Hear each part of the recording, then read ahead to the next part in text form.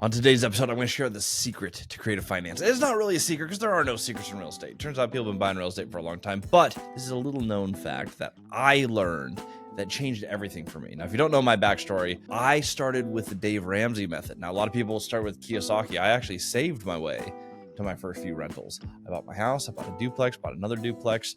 The cash flow from those two deals paid for the mortgage on my house. My real estate was buying my real estate. Now, while that's pretty darn cool, especially on fully amortized 30-year debt, I would never have to pay a mortgage again. I got my properties to pay for my properties. That's only $24,000 a year. I had a $2,000 mortgage. 8 years to build a $24,000 a year income is not financial freedom. My goal changed, and I wanted financial freedom. I wanted to retire my wife. I wanted to build my dream home, and I realized I cannot continue on this path the way that I have been buying rentals. Here's what I figured out. The Dave Ramsey method. You save up, you save up, you save up. It means you start with the money.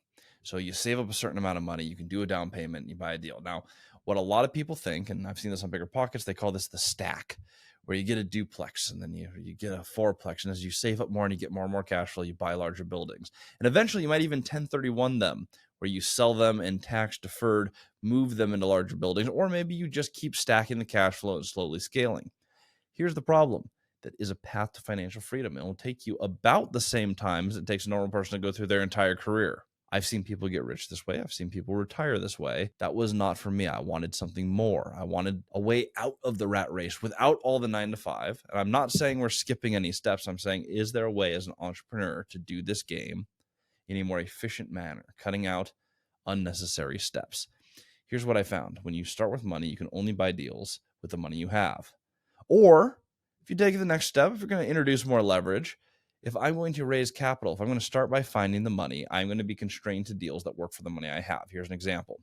If I know that I can borrow at 18%, let's say even more conservative, let's go 12%. If I know that I can borrow at 12%, 100% sure I can have someone give me a loan for $100,000 at 12%. Now I'm only looking for deals that have up to $100,000 down, that cash flow significantly more cash on cash than 12%, so that I can pay my investor and still pay myself something on the deal. Now that assumes everything goes smoothly with the deal. We don't have any up and down months, which of course we will in real estate.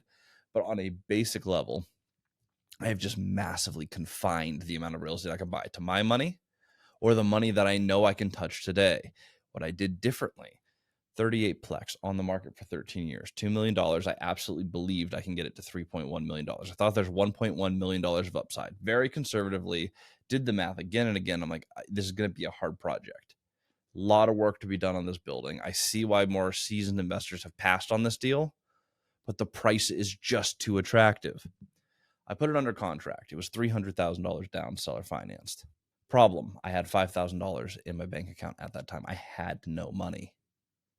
Now, it was possible for me to probably get a HELOC on my house for maybe up to $80,000, $90,000. Maybe at the time, to be fair. I could not touch all the money to close that deal. There was no possible way for me to have the money myself. I had no friends or family in the business, never would ask family for money, even if they had it. So how do we close it? I found the deal first. Then I found the debt product, which was seller financed, 15% down, long-term fixed rate debt. It was a 10-year debt product. We had the right debt product for that deal. I started that deal with the opportunity and 85% of the funding done where the deal was going to cash flow. Now, finding money for that deal, instead of trying to tailor my deal to the money, tailoring the money to the deal, I could not give up any more cash flow or I'd go negative. And if you have $5,000 in your bank account, you can't sustain a whole lot of negative cash flow. So we kept the cash flow. We brought on 3 investors, each with $100,000, funding the entire deal, saying, hey, you're going to put in $300,000. I believe there's $1.1 million of upside in this deal at a minimum. Within 5 years, we're going to have an option to buy you out for double your money. So you're going to put in 3, we're going to buy you guys out at 6. What ended up happening? It didn't take 5 years. It took 11 months. And in 11 months, we got an appraisal in for $4.1 million from the bank. We pulled about $1 million against the property, which bought out the investors, gave us $400,000 of cash. Did we pay ourselves for that? Heck no. We reinvested it back into the building, making it even nicer with better windows, siding, renovations. We took the income on that building. When we bought it day one, collections were $5,000 with a rent roll of about 15. We fixed the rent roll. We got more units rented. After we reinvested that $400,000, We eventually got that building to $30,000 a month of cash flow. We took it from $5,000 to $30,000 a month. It is an excellent building that's performing fantastically. That was one opportunity. Now realize since that time, I've bought more than 20 other deals. Not all of them were 7-figure upsides. I didn't make $2 million on every deal, but I did a lot of other deals that were very similar with similar numbers. And there were deals that were 7-figure winners. The one difference is I didn't start with the money. I was told you need to start with the money. You need to save your way there. That is not true. Now you have to have cash flow. There's a lot of safeguards that I talk about on this channel. Long-term cash flowing fixed rate debt. You need to buy it right, because if you introduce risk, you need to know how to handle risk. If you want to go play with fire, you better know what you're doing. But there is a way to safely buy real estate. And if you lock in that cash flow on long-term fixed rate debt, every time you close a deal, your income goes up. If you want to know the secret to seller finance, to creative finance, to scaling beyond the money that you have, that is it. You focus on the money because you don't have the money. If you stop focusing on the money and you focus on the deal, all of a sudden the opportunities expand from, oh, I'm only looking for duplexes or triplexes that I can buy $100,000 down to. I can buy literally anything. If you can get into that mindset, which is not that hard, you just go, okay, I'm going to believe that the money will come from a great deal. Now I'm just looking at every opportunity. Now I'm not limited to a duplex. I'm not limited to a 10-plex. I can buy the best deal that I find on market. And I think most of you, this is not something that I have some superpower for. If you believe that you will make more than $1 million, you'll be amazed how aggressively you go after raising that money. And I did it many, many, many times since then.